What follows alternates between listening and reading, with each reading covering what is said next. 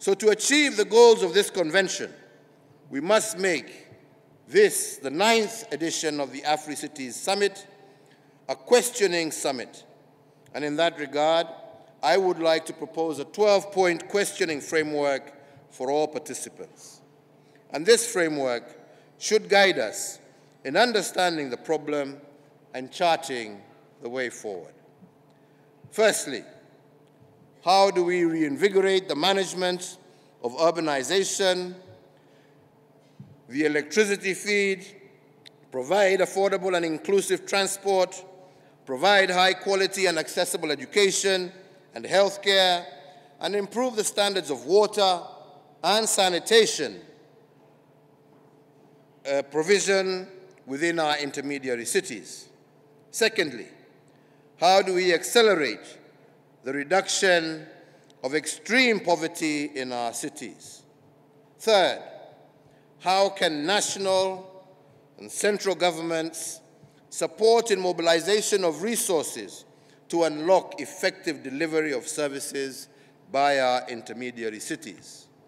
Fourth, how can we best develop human capital in the intermediary cities in the sectors of administration, planning, and governance with a view to sustaining the momentum so far gathered towards the achievement of our SDGs? Fifth, what is the best way for us to create and sustain conducive environments for the accelerated growth of decentralization and evolution across our continent without compromising our national cohesion? Sixth, how do we reposition technology and connectivity as a driver to the achievement of SDGs in providing opportunities in our urban areas? Seventh, how can we enhance the voice of key stakeholders, including civil society, the private sector, academia, grassroots organizations, in providing capacity and impetus in the implementation of our SDGs? 8, how do we increase awareness of the negative effects of climate change and guarantee environmental equity for future generations? 9, what legal and policy frameworks should we establish so as to foster the robust and sustainable development of intermediary cities?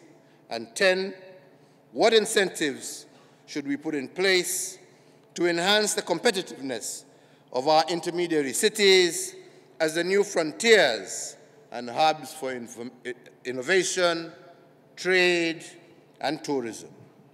11, what critical steps can we put in place to enhance disaster management in our urban areas, including those that may deal with pandemics similar to COVID-19?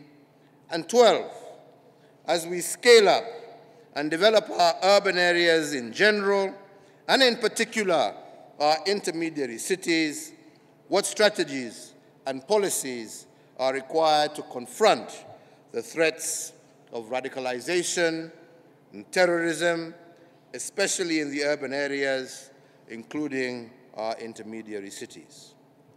So, ladies and gentlemen, as I conclude my remarks, I would like to underscore that this must be a decade of action.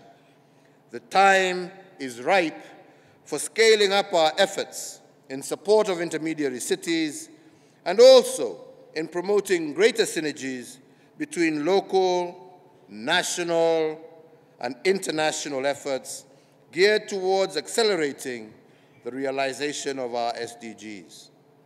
In every community and nation in Africa, there are sayings that recognize that in unity there is strength, and there is no challenge, no matter how seemingly insurmountable, can prevail over unified and united actions.